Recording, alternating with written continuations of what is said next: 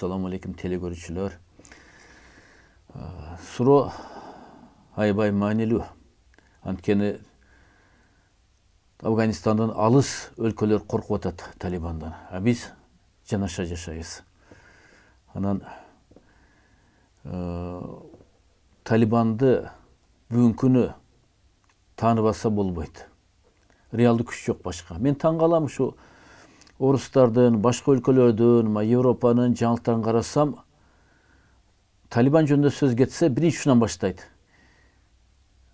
Бийликти ээлеп алган, же болбосо күч менен алып алган Талибан деп турган кийин репортаж кетет, журналисттердики, саясатчылардыкы. Мен суроо бергим келет да. Макул, америкалыктар качып кетти. Талибан бийликти албай ким алат эле? Башка күч жок да. Ошондуктан бул жерде Талибан бул реалдуу күч. Бул биринчи жолу бийликке 94-жылдары келген. Келгенде да алар катуу башкарышкан.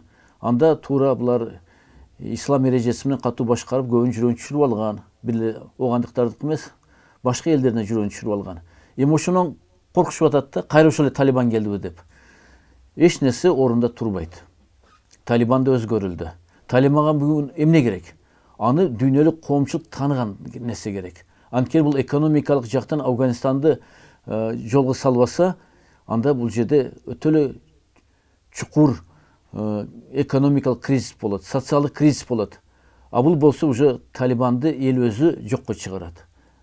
Бизде да революция болуп атпайбы? Оганстандын эли да ошондой эркиндикти жакшы көрөт. Ошондуктан бул жерде Талибан өзгөрүлдү. Эгерде мына алар менен сүйлөшкөн жалгыз мен болсом, ушу Орто Азияда мындай мамлекеттик ишмер катарында, мен ушу баа берет элем. Талибан бүгүнкү күнү башка, алар менен тил табышып, алар менен кызматташыш керек. Ошондуктан Кыргызстан эң туура кылды. Жана көп айтып барат эле, бул Ажобов Садыр Жапаров Фейсбукта отуруп окуйт окшойт деп. Бул идеяны мен бергенмин.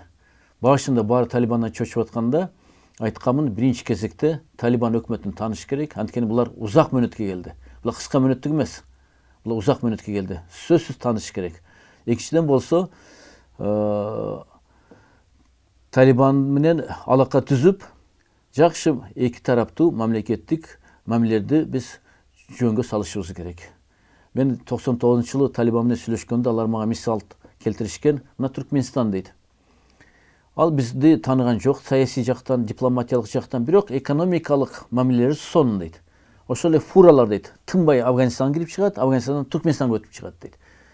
Ошондуктан силерге да ошол эле өтүнүч дейт. Бизди тааныйбыз, Афганистан Талибан мамлекетин деп туруп жаман көрүнбөгүлө дейт. Экономикалык жактан эле ушу мамиле түзүп койгула, ошол эле жетиштүү бизге деп айтты.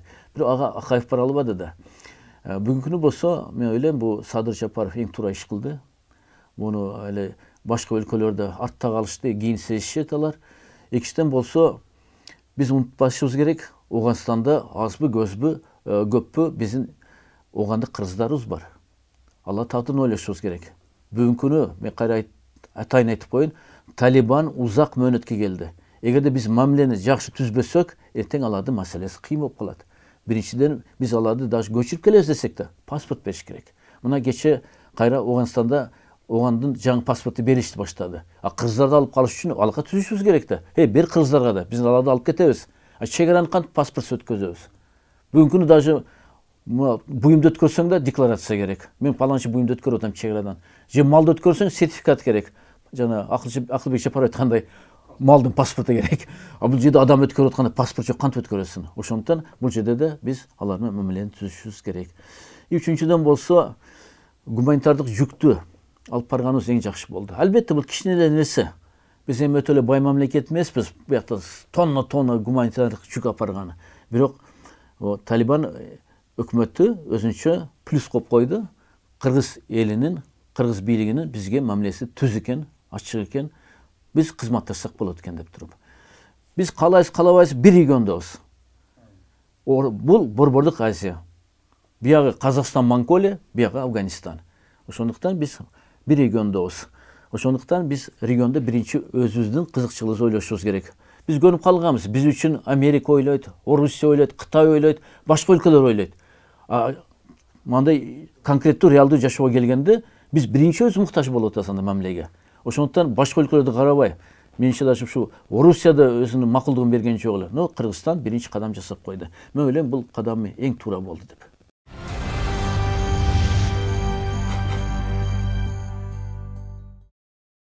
Тажикстан өзүнүн улуттук жана геосаясий кызыкчылыгын көзгөн аракет кылды. Ойлоду аны мүчө болгон ОДКБ колдоп кетет деп, ШОС колдоп кетет деп, бирок андай болгон жок. Бүгүнкү күнү Кытайда да, Орусияда да, Кыргызстанда да, Өзбекстанда да бар реалисттер отурат. Буякта теоретиктер, идеалисттер жок. Алар сезишип атат.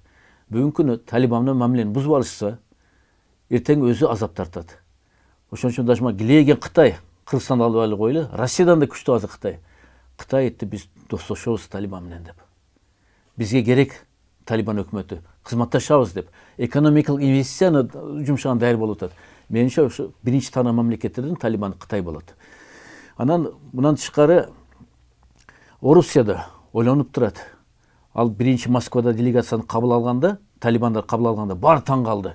Азыр любой Россиянын телекөрсөтүүсүнө, гезит макаланы окусаң, сөзсүз кашан ичине жазып коюш керек. Бул Россияда тыюу салынган террористтик уюм деп. Ансыз чыгарбайт Талибан жөнүндө маалыматты. Талибан менен жолуп атат биякта. Орустар өзү таң калып атат. Бул террорист уюм менен кантип жолуп атасыңар деп. Бирок Россияда бүгүнкү күнү практик, реалисттер. Алар сезишип атат. Биз жеңилдик, СССР, Америка жеңилди. Дан бир балеге башы тыгып алсак, биз кайра жеңилебиз деп алар чочуп турушат. А Тажикстан бул кыска ойлук кылды. Бизде 201 Россиянын дивизиясы бар. Биз ОДКБнын мүчөсүбүз, ШОСтун мүчөсүбүз. Бирдеке болсо алар бизге жардам берет деп. Жок. Кытай да жардам бербейт Тажикстанга. Орусия да жардам бербейт. Өзбекстан да жардам берет. Өзбекстан саясаты өзгөчө айтып кетишим керек. Өзбекстан мурдагыдай Дустум генералга жардам бербей койду. Дустум сүйүнүп аттı эле. Азыр Талибанга мен каршы чыксам, кайра мени Өзбекстан тейлейт, Россия тейлейт, Тажикстан тейлейт, Туркия тейлейт деп тур. Жок. Бүгүнкү күнү геосаясат өзгөрүлдү. Ошон үчүн генерал Дустумду Өзбекстан колдобой койду. Тескерисинче Өзбекстан ылгап чегарадан өткөзүш баштады. Анан келип кылмышкерлерди, саясий кылмышкерлерди, согуш кылмышкерлерди алып өтсө, эртең Талибан менен мамиле курчуйт. Бүгүнкү күнү аларды билишип атат. Өзбекстанда 2,5 миллион өзбек жашап атат. Аларды тагдырын ойлош керек булар. Болбосо кечеле кол салган Ислам өзбек аракетинин мүчөлөрүн толуктайт алар. Кайра кол салат. Ошон үчүн Өзбекстан президенти Шавкат Мирзиёев акылдуу данышман саясат жүргүзүп, жок деп туруп азыр Талибан менен мамилени курчутпай атат. Тажикстан алып болушпайт. Тем более Тажикстандын президенти азыркы Эмомали Рахмон дагы бир чыр-чатак иш кылган, бул Өзбекстанга каршы. Бирлешкен Улуттар уюмунун трибунасынан Самарканд, Бухара бул Тажикстандын жери. Өзбекстан бизге бериш керек деп ООНдон сүйлөп алган Бирлешкен Улуттар уюмунан. Аны Өзбекстан унутпайт. Бул өтө эле мындай назик маселе Өзбекстан үчүн Самарканд менен Бухара. Бул экинчи. Үчүнчүдөн болсо, эми Эмомали Рахмон өзүнүн бийлигине коркуп атат. Анткени бүгүнкү күнү эл наразы. Өзгөчө мигранттар. Биз Кыргызстанда айтып атабыз, 1 миллион мигрантыбыз бар деп. Тажикстанда 1-4 миллион мигрант жүрөт, Орусияда. Жүргөндө да жаштар жүрөт. Биз болсо мына кыз келиндер менен кошо 1 миллион деп атабыз кыргыз иммигранттар. Тажикстандан мигранттар толук эркектер 3-4 миллион сан чыгып атат. Чыкканда да мен азыр видеодон көрүп атам интернеттен, баары наразы Эмомали Рахмонго. И бияктадан плюс буга ислам оппозицияны кошуп коюңуз. Бүгүнкү күнү не только саясий оппозиция Тажикстанда кунтук алынып атат, ислам оппозицияда. Молдолорду кунтук алышып, жок кылышып, жалгыз ислам партия бар эле Кабири. Мен ойлойм ал Кабири жөн отурган жоктур. Ал кол салганда кече апрель айында Тажикстан кол салганда ал биринчи каршы чыккан. Бизди дейт Эмомали Рахмон менен адаштырбагыла. Биз Кыргызстандын жакшылыгын билебиз дейт. 92-96 жылы жарандык согуш болгондо Тажикстанда Кыргызстан кабыл алган дейт. Башка бир өлкө кабыл алган жок биздин тажик качкындарды дейт. Ошон үчүн бизди Эмомали Рахмонго салыштырбагыла, теңдештирбегиле. Биз башкабыз дейт. Биз жакшылык унуткан жокпуз дейт. Ошон үчүн бүгүнкү күнү тажик оппозиция да таяр. Алар бүгүнкү күнү Европада, Америкада. Бул жерде бир тарыхка экскурс кадам кылайлы. Жарандык согуш болгондо Тажикстанда тажиктердин бир бөлүгү Кыргызстанга качты. Анткени Өзбекстан, Туркменстан башка эч ким киргизбей койду. Экинчи бөлүгү Ауганстанга качкан. Ауганстанда Талибан эле бийликте. Мына бирлешкен тажик оппозиция негизинен Ауганстанда эле. Алар и машыктырылган согуш жагынан, аскер жагынан, алар и саясат жагынан, идеология жагынан даярдалган. Ошон үчүн бүгүнкү күнү Талибан аларды колдоп берет. Эгерде Эмомали Рахмон өзүнүн малды акыл кыска акылды кылса, алысы көргөн саясат жүргүзсө, эртең бийликтен тез түшүп калат. Буга Талибан себепчи болот. Анан бүгүнкү Эмомали Рахмонду түшүнүп калды. Кече эле Душанбеде ШОС саммит өткөндө, ОДКБ саммит өткөндө Талибанга жалгыз каршы болгондо бир эле Индия колдоду аны. Индия колдогону, анткени Пакистан Талибанды колдоп атат деп баары эле айтышат аны. Анткени пуштун эл Пакистанда жашайт, Афганстанда жашайт. Пуштундар бүгүнкү бийликте, Талибан бийликте, Талибандын негизги бөлүгү пуштундар булар. Ошондо противовес өзүнө каршы Пакистан көрсөтүп Индия колдоп койду Тажикстанды. Но так өзү алып көрсөң Тажикстан жалгыз калды. Уят эле болду Эмомали Рахмон. Ошондуктан бүгүнкү күнү эгерде бул саясатыны, дипломатиясыны туура нук калып келбесе, эртең Эмомали Рахмонду режими кулайт. ШОСтон эч ким жардам бербейт. Кытай биринчи айтат, мен жардам бербейм Тажикстанга дейт. Анткени мен Пакистан менен келишим бар, мыкты дос болуп, партнер болуп иштеп атабыз. Афганстан Талибан менен да биздин келишимдерибиз бар, иштеп атабыз. Бизге согуштун кереги жок дейт. Орус эле айтат, жок дейт. Экинчи жолу башым тыкпайм дейт Афганстан согушуна дейт. Өзбекстан тем более жана айтып кеттим тыкпайт. Кыргызстан тем более бизде капачылык бар Тажикстанга. Эмне үчүн биздин жоокерлер Тажикстан үчүн согушуп өлүш керек? Талибанга каршы чыкпайт Кыргызстан. Ошондуктан бул жерде Тажикстан жалгыз калып калды. Эми бул жерде кандай бул жерде саясий өнүгүш болушу мүмкүн? Эгерде Эмомали Рахмон согушка алып барса, сөзсүз согуш болот Тажикстанда.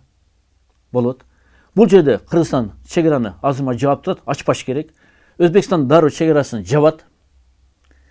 Түркменстан тем более ал эч кимди тааныбайт, өзүнөн башка эч кимди тааныбайт, керек эмес өзүнчө өнүгүп атам деп туруп. Тажиктер каяка барат? Эч каяка бара албай калат. Афганстан, Тажикстан эле. Ошондуктан бул жерде Эмомали Рахмондун бийлигинин мөөнөтү уже жыл сайып эмес, айлап калды, жумалап калды. Эгерде туураныкка салбаса. Ошондо ушундай сүрөттөп коюп атам, бүгүнкү күнү саясий картаны боруп аткан. Талибан болсо күчөйөт. Анткени бүгүнкү күнү Афганстандын эли социалдык колдоого муктаж. Экономикалык өнүгүүгө муктаж. Ал жерде мына 40 жылдан бери согуш бүтпөй атат. Мен 99-жылы барып жана Баткен согушун бүтүрүү үчүн барганда таң калгам. Жолдо кетип атабыз. Жана кара байрагы бар жипте. Оң жагы, сол жагы мүрзөлөр. А бир мүрзөдө кара туу. Шахиддин туусу. Бар ошо өлгөндөрдүн туулары. Бош жер жок. Жол ушу Кабулга чейин канча километр болсо бар мүрзө. Анан жесирлер. Күйөөсү жоктор көп. Мал жерлер ачык. Ушу терезеге келип такылатып акча сурайт. Өтө эле көп манда. Борун ачыкта ушул эл бул бактылуу жашоого муктаж да. Ушунча азап тартты. Ошондуктан Талибанды колдогон да ошонун болду.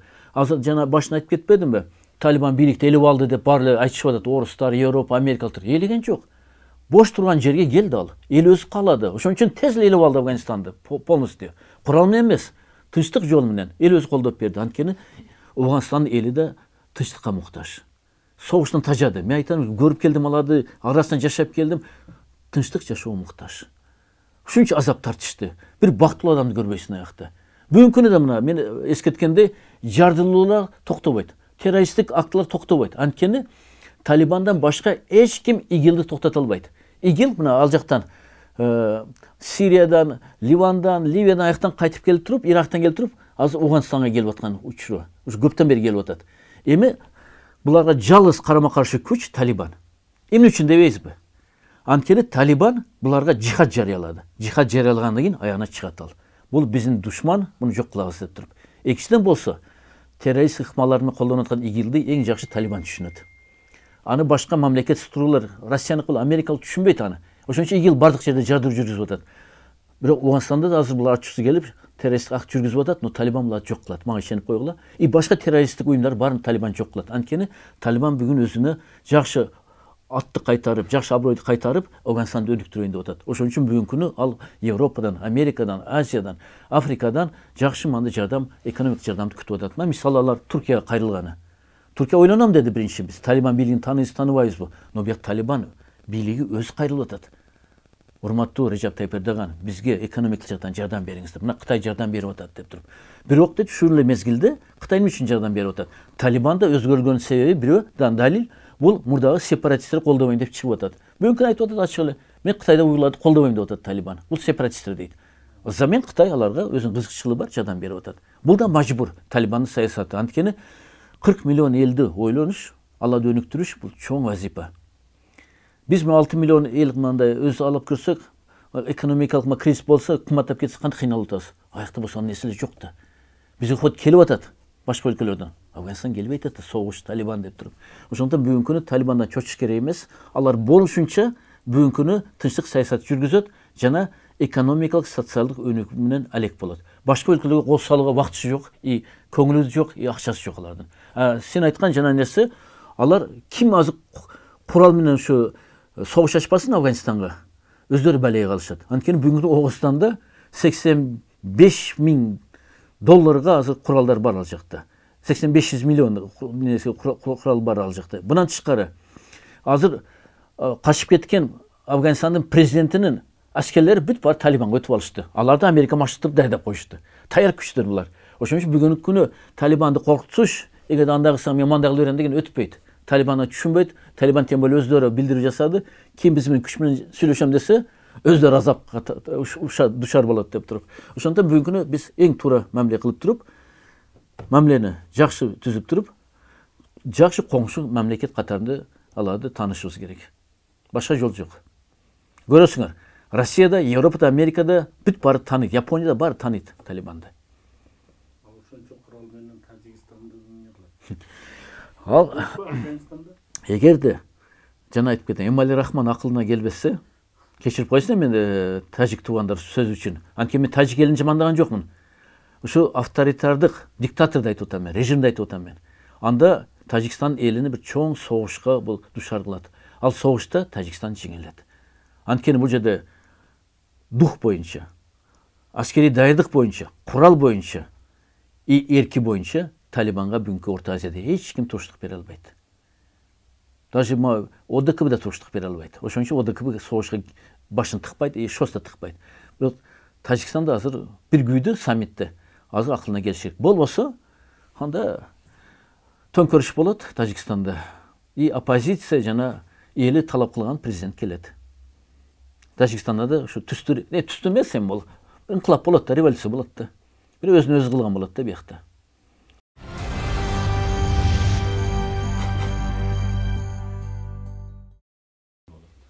Барыңарга маалым, биздин Эрк партиясы Мекенчилик партиясын колдоп, былтыр Садыр Жапарды колдоп чыкканбыз.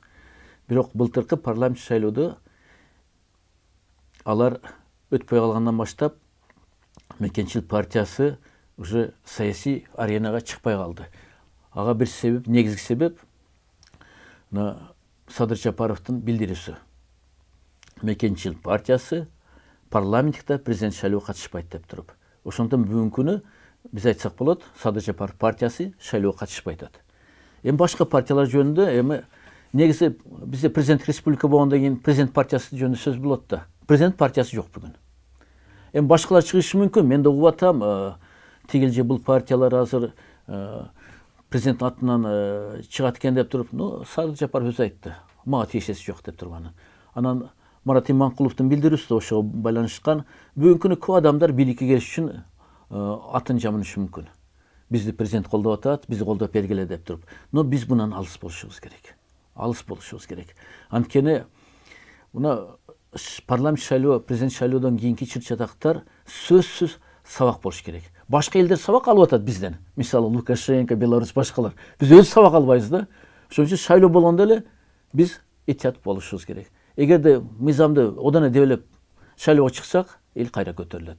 Ошондон бүгүнкү күнү мен ойлойм, чынында эле президент партиясы жок, но башкалар бийликтин аты менен жанып чыкса, ага ишенбеш керек. Бүгүнкү күнү шарт түзүлдү. Эгерде чын айтсак, мен 100% бир мандаттуу округка макул элем. Бирок өкүнүчтүүсү жогорку кеңештен турган конституциялык кеңешме аралаш системаны киргизип атат. Но мүмкүн бул ушул шайлоододур. Кийинки шайлоодо мүмкүн жалпы бир мандаттык округка өтөбүздүр. Азыр болсо мен туура эле түшүнгөн аракет кылып атам. Эми жогорку кеңеш кетирилбегенден кийин иштеп калды, мөөнөттүн аягына чейин, даже мөөнөттөн ашык иштеп атат. Булар каалады ошону. Анткени эми казанчылар болуп калды. Казанчы ким болсо каалаган жери кулагын тартат казандан деп туруп. Казан кулагын чыгарат деп туруп. Булар каалаган жерден казан кулагын чыгарды. Но мен ойлоп атам, бул шайлоону мейли ушундай өтө берсин, бирок кийинки шайлоодо биз сөзсүз бир мандаттуу округка өтүшүбүз керек. Ошондо элдин талапкерлери болот. Анткени партия менен элдин түз байланышы жок болуп атат азыр.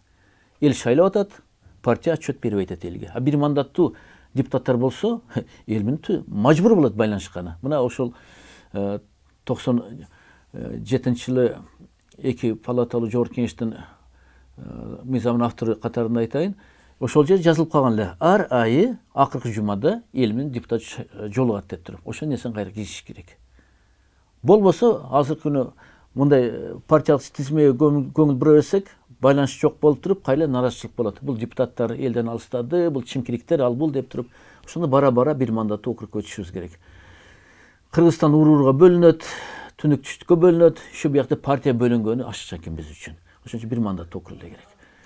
Эл кимди кааласа шайлап алсын.